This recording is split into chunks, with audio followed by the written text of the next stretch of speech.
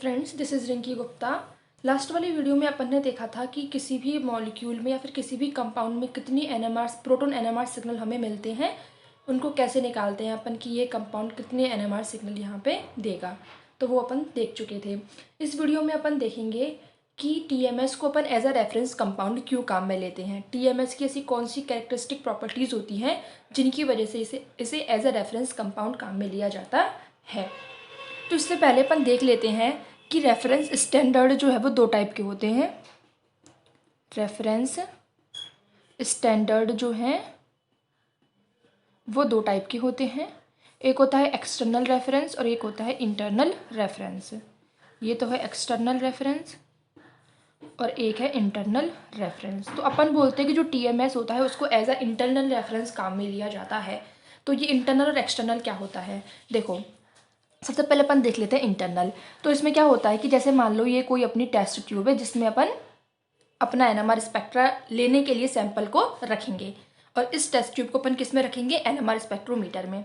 तो अपन ने इस टेस्ट ट्यूब में क्या डाला, अपना सैंपल जो है उसका सॉल्यूशन बना के डाल दिया, और साथ में अपन ने इसमें क्या डाल दिया, टीएमएस। तो ये जो टीएमएस होता है अपन दोनों को साथ में ही डाल देते हैं, सैंपल को और टीएमएस को।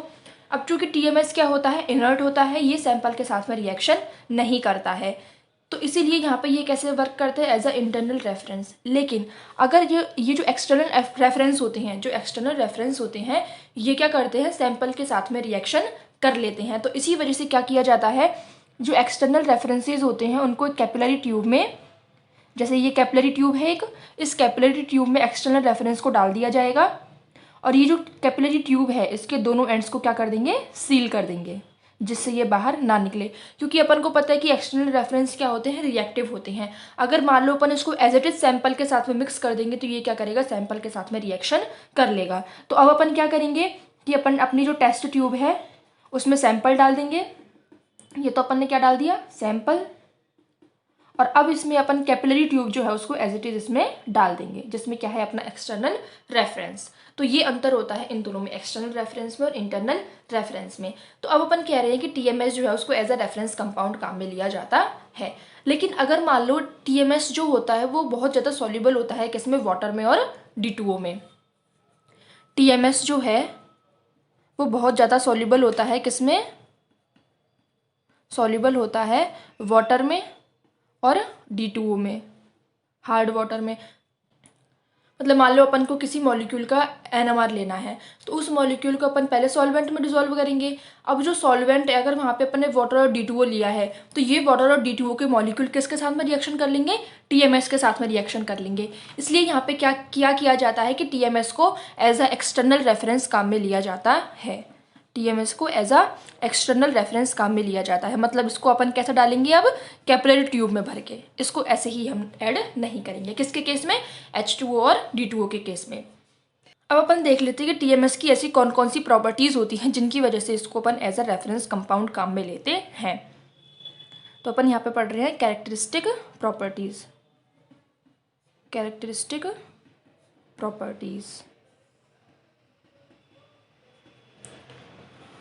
तो सबसे पहली प्रॉपर्टी तो क्या होती है कि टीएमएस क्या होता है, इनर्ट।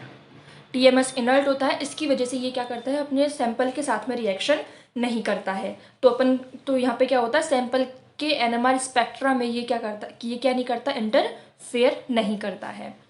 दूसरा पॉइंट यहाँ पे आता है कि ये क्या होता है, वॉलेटाइल होता है, वॉलेटाइल नेचर का होता है। इसका जो बॉइलिंग पॉइंट है वो होता है 27 डिग्री सेंटीग्रेड। इससे ये क्या होता है, इजीली यहाँ से वेपराइज हो जाता है। अपना कोई प्रीसियस सैंपल है उसको अपन को रिकवर करना है, तो अपन क्या करेंगे, उसको हीट प्रोवाइड करवाएंगे। जैसे ही हीट प्रोवाइड करवाएंगे तो यहाँ से टीएमएस तो क्या हो जाएगा, वेपराइज हो जाएगा, और अब अपने पास में क्या बच जाएगा, अपना sample.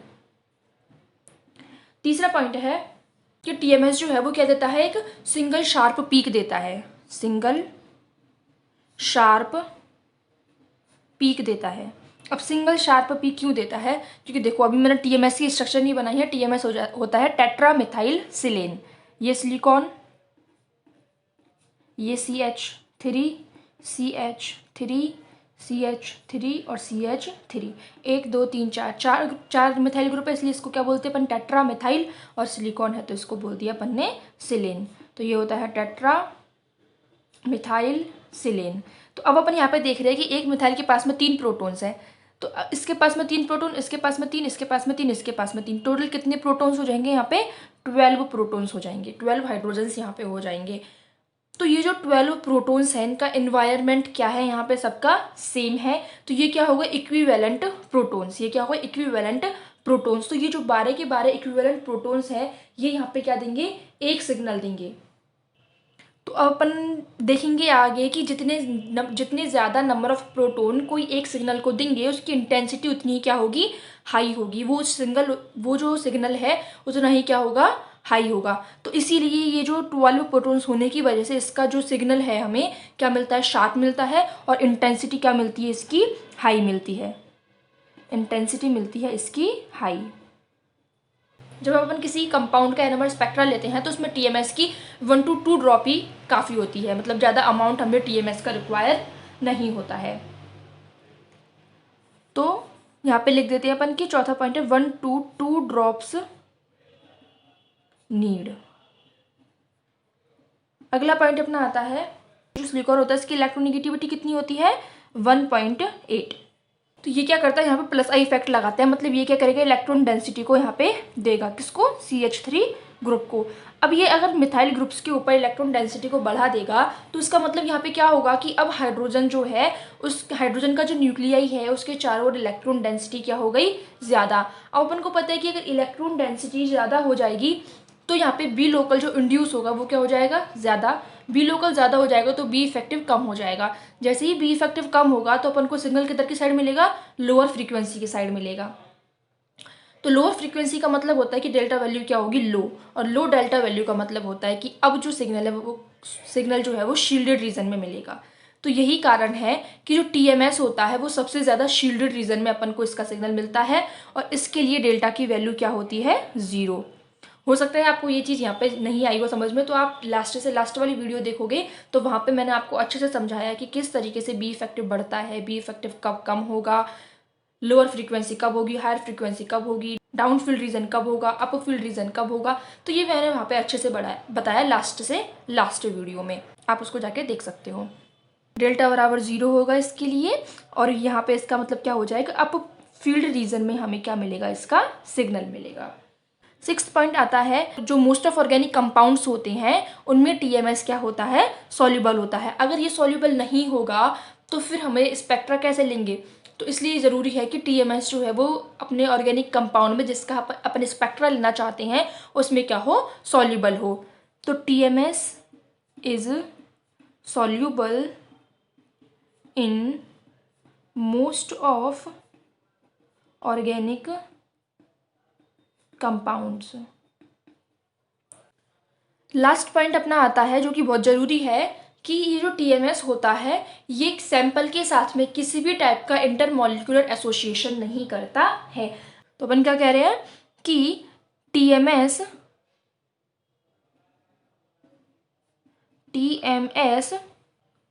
Is not involved in intermolecular association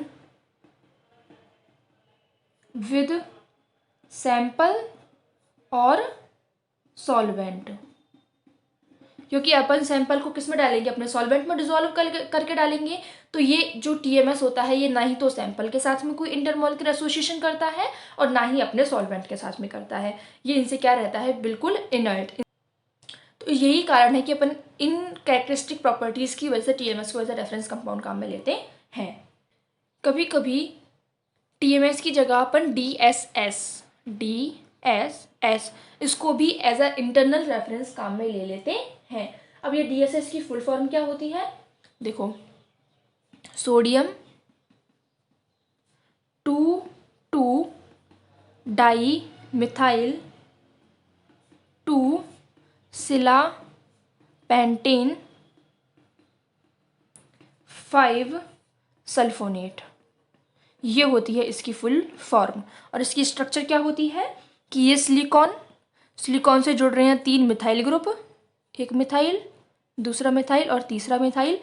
और इससे इधर की साइड जुड़ रहा है एक CH2, ये CH2, ये CH2 और SO3Na-। ये क्या है अपना DSS। इसको भी अपन एज अ इंटरनल रेफरेंस काम में ले लेते हैं कि किसी ऑर्गेनिक कंपाउंड के साथ में। तो इसको अपन कैसे काम में ले सकते हैं? As a internal reference in aqueous solution. लेकिन इसका एक डिसएडवांटेज है। डिसएडवांटेज क्या है इसका? डिसएडवांटेज क्या है इसका? इसका नॉन वॉलेटाइल नेचर होता है। तो अब मान लो कि अगर अपन का कोई प्रीसियस सैंपल है, अपन उसको रिकवर करना चाहते हैं, तो DSS को एज अ इंटरनल रेफरेंस काम में नहीं ले सकते। क्यों? क्योंकि अगर हमने मान लो हीट भी दी तो हमारा जो सैंपल है वही क्या होना स्टार्ट हो जाएगा? वेपराइज। हमारा सैंपल ही वेपराइज होना स्टार्ट हो जाएगा और DSS उसी में रह जाएगा। जबकि TMS के केस में क्या था? TMS के केस में TMS का जो बॉइलिंग पॉइंट है वो होता है 27 डिग्री सेंटीग्रेड। तो जैसे ही हम हीट देंगे तो TMS जो है वो वेपराइज होना स्टार्ट हो जाएगा और अपना सैंपल जो है वो अपन को रिकवर हो जाएगा। पहला पॉइंट तो ये है। और दूसरा पॉइंट यहाँ पे ये है कि जो TMS था उसके केस में तो अपन को क्या है, एक ही सिग्नल मिल रहा था और वो बिल्कुल अपफील्ड रीजन में मिल रहा था। लेकिन जो DSS होता है उसके केस में यहाँ पे एब्जॉर्प्शन जो होता है वो मतलब बहुत ज़्यादा, जैसे देखो इसके लिए अपन को अलग, इसके लिए अपन को अलग पीक मिलेगी, इसके लिए अलग पीक मिलेगी, इसके लिए अलग पीक मिलेगी और इन तीनों के लिए अलग। तो मतलब इसका जो इसमें जो सिग्नल्स मिलते हैं, इसमें जो एब्जॉर्प्शन मिलता है वो क्या होता है, बहुत ज़्यादा वेरिएशन वाला होता है DSS के केस में। तो इसीलिए इसके क्या होते हैं, कुछ एडवांटेज होते हैं। तो अपन मोस्ट ऑफ टाइम TMS को ही एज अ रेफरेंस कंपाउंड काम में लेते हैं। कुछ और भी ऐसे कंपाउंड है जिनको अपन एज अ रेफरेंस स्टैंडर्ड काम में ले सकते हैं। For example acetone, dioxane, tertiary butyl alcohol, इनको भी अपन एज आ रेफरेंस स्टैंडर्ड काम में ले सकते हैं। जब आप कब ले सकते हैं? जब अपन अपने सैंपल को वाटर में क्या करते हैं, सॉल्युबल करते हैं। तो ये हो गया अपना किसके बारे में, TMS as a reference compound. अब अपन अगला टॉपिक देख लेते हैं कि peak area and proton counting. मतलब अपन यहाँ पे क्या देखेंगे कि अगर अपन को पीक एरिया दे रखा है तो अपन प्रोटोन कैसे काउंट करेंगे कि इसमें इतने प्रोटोन्स हो सकते हैं। मतलब पीक एरिया प्रोटोन की जो काउंटिंग होती है उसमें क्या रिलेशन होता है वो अपन यहाँ पे देखेंगे। तो अपन ने अभी तक क्या बात करी कि जो NMR स्पेक्ट्रा होता है वो हमें क्या बताता है कि किसी भी मॉलिक्यूल में या फिर किसी भी ऑर्गेनिक कंपाउंड में कितने टाइप के प्रोटॉन्स प्रेजेंट है। ये अपन ने किस में देख लिया, नंबर ऑफ सिग्नल्स में। जब अपन ने नंबर ऑफ PMR सिग्नल्स निकाले थे तब अपन ने उसमें देख लिया था। तो NMR स्पेक्ट्रा जो है केवल इतना ही नहीं बताता कि यहाँ पे कितने नंबर ऑफ सिग्नल्स है, वो ये भी बताता है कि एक टाइप के कितने यहाँ पे प्रोटॉन्स हैं, एक टाइप के कितने प्रोटॉन्स हैं यहाँ पे, ये भी ये बताता है। जैसे कि अगर मान लो अपने पास एक एग्जाम्पल है, ये CH3 CH3 CH3 CH2Br। तो जो NMR स्पेक्ट्रा है वो ये तो बताएगा कि यहाँ पे दो सिग्नल मिलेंगे। एक सिग्नल तो इन दो प्रोटॉन्स की वजह से मिलेगा और एक सिग्नल इन 9 प्रोटॉन्स की वजह से। 3 प्रोटॉन ये, 3 प्रोटॉन ये और 3 प्रोटॉन ये तीनों प्रोटॉन सेम सिग्नल देंगे। तो यहाँ पे सिग्नल कितने मिलेंगे, 2। तो ये तो NMR स्पेक्ट्रा बताएगा ही। साथ में NMR स्पेक्ट्रा ये भी बताता है कि यहाँ पे एक सिग्नल जो है वो कितने नंबर ऑफ प्रोटॉन्स की वजह से मिला है, ये भी हमें NMR स्पेक्ट्रा बताता है। जब इस कंपाउंड का NMR स्पेक्ट्रा अपन देखते हैं तो देखो ये अपन ने क्या बना लिया, NMR स्केल। तो इधर की साइड तो क्या है अपनी इंटेंसिटी और इधर की साइड है फ्रीक्वेंसी, जो कि इस तरफ क्या है, बढ़ती है वैल्यूज की। तो देखो अगर इसका NMR स्पेक्ट्रा अपन देखें तो कुछ इस टाइप का NMR स्पेक्ट्रा हमें मिलता है, कुछ इस टाइप का NMR स्पेक्ट्रा मिलता है। तो अपन देख रहे हैं कि यहाँ पे ये जो प्रोटॉन्स है उनकी इंटेंसिटी तो इतनी सी है, जबकि इसकी इंटेंसिटी इतनी ज़्यादा है। तो अपन वही देखेंगे कि ये इंटेंसिटी का रेशियो क्या होता है, मतलब किसके लिए इंटेंसिटी अपन को ज़्यादा मिलेगी, किसके लिए अपन को इंटेंसिटी कम मिलेगी, उस चीज़ का अपन अभी देखेंगे। तो यहाँ पे एक बात अपन को पता लगती है कि जो इंटेंसिटी होती है किसी भी सिग्नल की, intensity of a signal is directly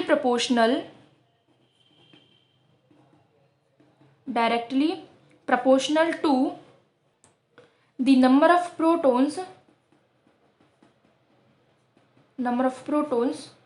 producing the signal। मतलब जितने ज़्यादा नंबर ऑफ प्रोटॉन किसी सिग्नल को प्रोड्यूस कर रहे हैं उसकी इंटेंसिटी क्या होगी, उतनी ही ज़्यादा। जो इंटेंसिटी ऑफ सिग्नल होता है इसी को अपन क्या बोलते हैं, एरिया अंडर ईच सिग्नल। इसी को अपन क्या बोलते हैं, एरिया अंडर ईच सिग्नल। क्योंकि जब अपन देखते हैं स्पेक्ट्रा में तो अपन देखो मतलब कुछ इस टाइप का मिलता है, यहाँ पे ये एरिया, ये इस टाइप का कुछ मिलता है। तो अपन देख रहे हैं कि यहाँ पे ये कितना सारा एरिया कवर हो रहा है और यहाँ पे ये कितना सा एरिया कवर हो रहा है। तो यहाँ पे क्या पता लग रहा है कि जिसकी इंटेंसिटी कम होगी उसका एरिया क्या हो जाएगा, कम, और जिसकी इंटेंसिटी हाई होगी उसके द्वारा जो एरिया कवर होगा वो क्या हो जाएगा, ज़्यादा। तो इसीलिए अपन बोल रहे हैं कि जो एरिया अंडर ईच सिग्नल होता है वही क्या होता है, मतलब उसको इंटेंसिटी ऑफ अ सिग्नल भी अपन बोल सकते हैं। अब ये देख लेते हैं अपन कि ये सिग्नल तो कौन से प्रोटॉन्स की वजह से मिल रहा है और ये सिग्नल कौन से प्रोटॉन्स की वजह से मिल रहा है। तो देखो ये अपने पास में कंपाउंड है, ये जो CH2 है इससे क्या जुड़ा हुआ है, Br। अपन पढ़ चुके थे कि अगर कोई इलेक्ट्रोनेगेटिव एलिमेंट जुड़ा हुआ हो तो वो क्या करेगा, इलेक्ट्रॉन डेंसिटी को पुल करेगा। ये इलेक्ट्रॉन डेंसिटी को पुल करेगा जिससे कार्बन जो है उसके पास में इलेक्ट्रॉन डेंसिटी क्या हो जाएगी, कम। कार्बन के पास में इलेक्ट्रॉन डेंसिटी कम हो जाएगी तो इससे जो अटैच्ड हाइड्रोजन है उनके पास भी इलेक्ट्रॉन डेंसिटी कम हो जाएगी। जैसे ही इलेक्ट्रॉन डेंसिटी कम होगी हाइड्रोजन न्यूक्लियाई के चारों ओर उनके द्वारा इंड्यूस्ड मैग्नेटिक फील्ड की वैल्यू भी क्या हो जाएगी, कम। बी लोकल कम होगा तो बी इफेक्टिव की वैल्यू हो जाएगी ज़्यादा, जिससे अपन को सिग्नल किधर की साइड मिलेगा, हायर फ्रीक्वेंसी की साइड मिलेगा।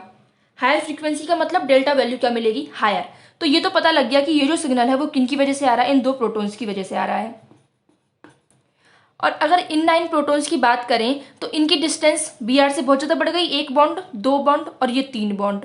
तो 3 बॉन्ड दूर है अपना CH3, तो इन पे ये जो इलेक्ट्रॉन डेंसिटी पुल करेगा उसका ज़्यादा इफेक्ट नहीं पड़ पाएगा। तो इसी वजह से क्या होता है कि ये जो 9 प्रोटॉन्स होते हैं वो शील्डेड जोन में लाई करते हैं। तो ये वाला सिग्नल जो है वो 9 प्रोटॉन्स की वजह से मिल रहा है। तो आपको देख के इतनी बात तो समझ में आ गई कि अच्छा ये 2 प्रोटॉन्स की वजह से है इसलिए इसकी इंटेंसिटी कम है, ये 9 प्रोटॉन्स की वजह से है इसके लिए इनकी इंटेंसिटी ज़्यादा है। यही लिखा है अपन ने कि intensity of a signal is directly proportional to the number of protons producing the signal. जितने ज़्यादा नंबर ऑफ प्रोटॉन्स किसी सिग्नल को प्रोड्यूस करेंगे उसकी इंटेंसिटी उतनी ही हाई हो जाएगी।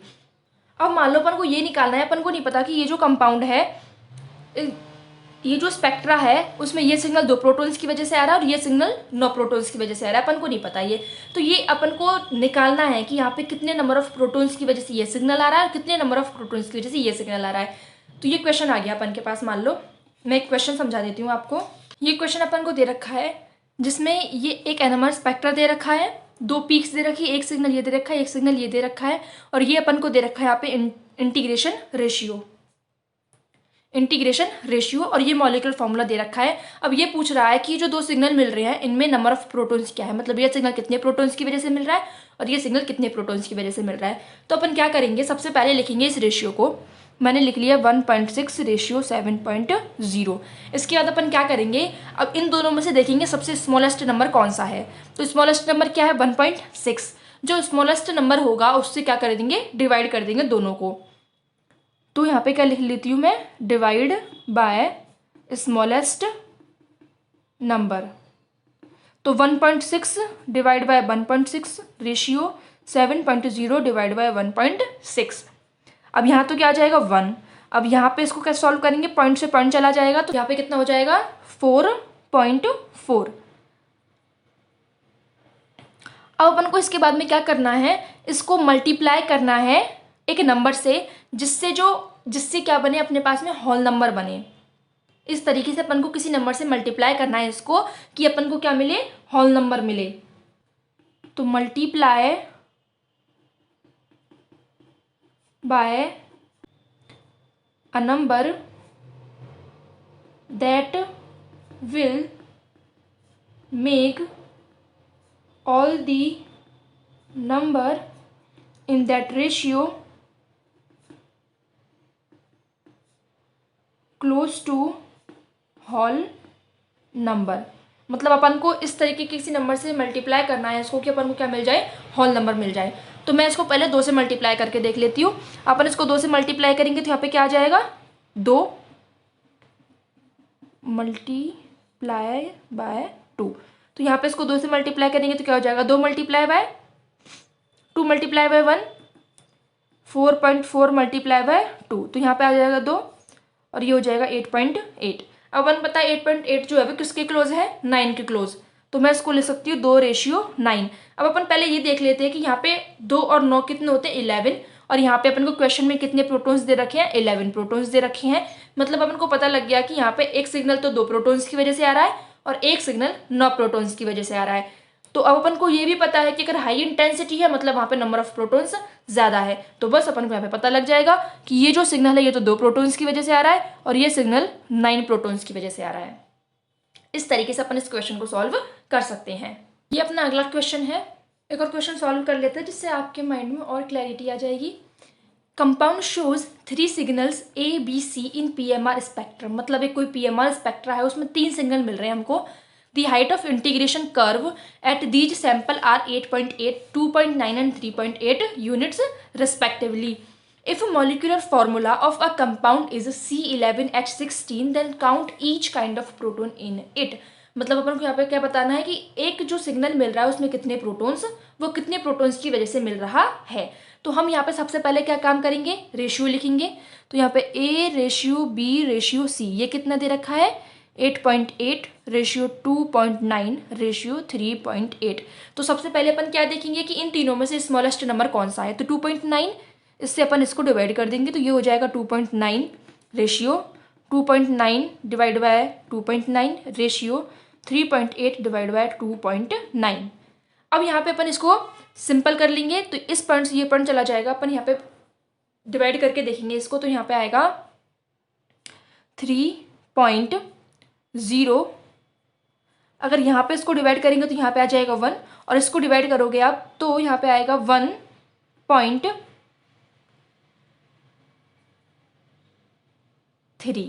ठीक है, फिर यहाँ पे अपन को क्या करना है, इसको मल्टीप्लाई करना है किसी ऐसे नंबर से जिससे अपन को होल नंबर के क्लोज में कोई वैल्यू मिल जाए। तो अपन इसको डिवाइड करके देख लेते हैं पहले 2 से। तो यहाँ पर इसको डिवाइड करोगे 2 से तो यहाँ पे क्या आएगा, ये 6 हो जाएगा, ये 2 हो जाएगा और ये हो जाएगा 6.2। तो अब अपन को पता है कि यहाँ पे 2.6 मिल रहा है। अब यहाँ पे टोटल नंबर ऑफ प्रोटॉन्स कितने हैं, 16। अगर मैं इनको जोड़ भी लूँ तो 6 + 2 8 और इसको अपन 3 के क्लोज मान लेते हैं तो ये हो जाएगा 8 और 3 11। तो टोटल 16 प्रोटॉन होने चाहिए थे, मतलब इससे तो काम नहीं बनेगा। अब हम ये तो हो गया गलत। अब हम इसको 3 से मल्टीप्लाई करके देख लेते हैं। तो इसको 3 से मल्टीप्लाई करेंगे तो 9 आ जाएगा, इधर आ जाएगा 3 और इधर आ जाएगा 3.9। 3.9 किसके क्लोज होता है, 4 के क्लोज होता है। तो 9 रेशियो 3 रेशियो 4। अब अपन इनको काउंट कर लेते हैं तो 9 + 3 12, 12 + 4 16। यहाँ पे कितने प्रोटॉन दे रखे हैं, टोटल 16। मतलब यहाँ पे अपन को पता चल गया कि ए जो सिग्नल है वो तो कितने प्रोटॉन्स की वजह से मिल रहा है, 9 प्रोटॉन्स की वजह से। बी सिग्नल मिल रहा है 3 प्रोटॉन्स की वजह से और सी सिग्नल मिल रहा है 4 प्रोटॉन्स की वजह से। तो हमने यहाँ पे क्या निकाल लिया, नंबर ऑफ प्रोटॉन्स। तो अपन यहाँ पे क्या देख रहे हैं कि अगर हमें पीक एरिया गिवन है तो हम क्या निकाल सकते हैं, नंबर ऑफ प्रोटॉन्स की एक पर्टिकुलर सिग्नल कितने प्रोटॉन्स की वजह से आया है। तो इस वीडियो में अपन ने पढ़ा कि TMS as a reference compound क्यों काम में लिया जाता है और पीक एरिया और प्रोटॉन काउंटिंग के बीच में क्या रिलेशन होता है। मतलब अगर अपन को पीक एरिया दे रखा है तो हम प्रोटॉन को कैसे काउंट करेंगे। ये 2 टॉपिक हमने यहाँ पे देख लिए। अब अपन नेक्स्ट वीडियो में पढ़ेंगे कि स्पिन स्प्लिटिंग क्या होती है, स्पिन कपलिंग क्या होती है, मल्टीप्लिसिटी क्या होती है, इंटेंसिटी रेशियो कैसे निकालते हैं अपन। इन चीज़ों को अपन देखेंगे अगली नेक्स्ट वीडियो में। आई होप आपको ये वाली वीडियो अच्छी लगी हो। अगर आपको कोई डाउट हो तो आप कमेंट बॉक्स में मुझसे पूछ सकते हैं। Okay, thank you.